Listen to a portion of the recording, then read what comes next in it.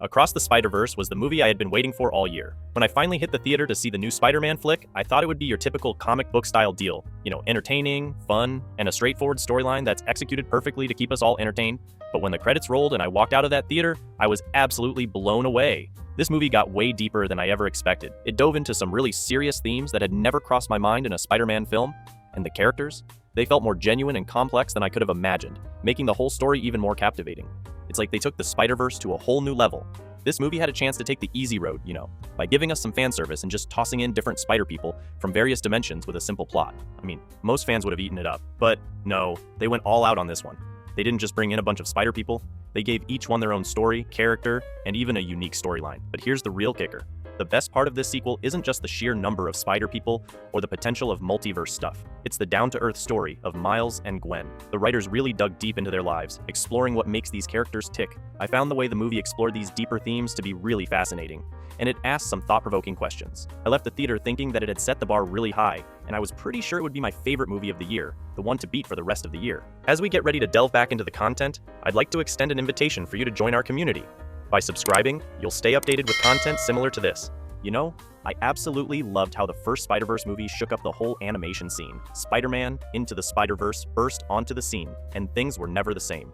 It wowed everyone and sparked a revolution that basically transformed the entire animation industry.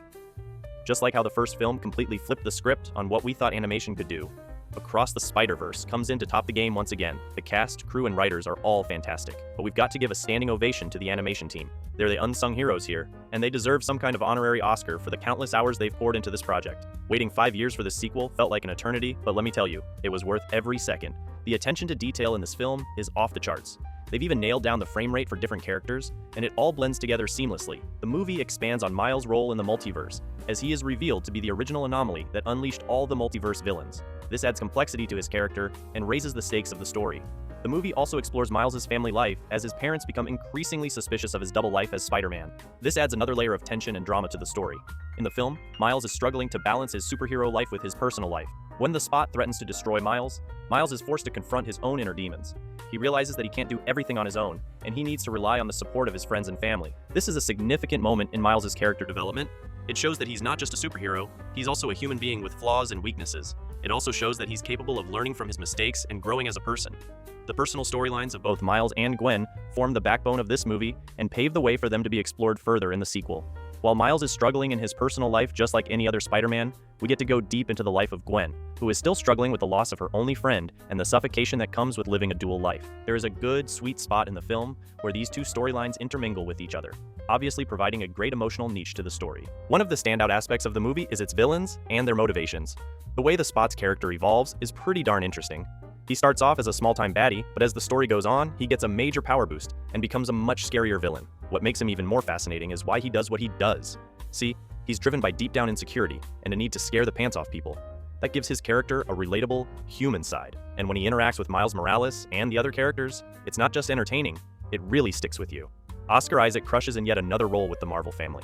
Miguel O'Hara is one of the trickiest Spider-Mans we've come across. However menacing, there is a lot to his character that needs to be explored further. The central question they possess doesn't feel cheapened or like a lousy argument for the sake of another sequel, but the tension that arises between the morality of these spider characters really elevates the script and storytelling of this character like we have never seen before. I really couldn't care or count the endless people in the Spider-Man society. The cameo galore would really sway away the Spider-Man fans. I have always considered it to be next to impossible for animation as a medium to compete and excel over the live-action medium of storytelling. All the live-action Spider-Men have a special place in my heart, but Miles Morales and Across the Spider-Verse really transcends above the live-action iterations of these characters and continues to justify why Spider-Man is the most popular character in the world. Across the Spider-Verse is sheer madness and a masterpiece of storytelling that would cultivate cinema for years and beyond. Thank you so much for watching this video. I hope you found it enjoyable and valuable. If you did, please consider subscribing to our channel for more content just like this. Don't forget to hit that subscribe button.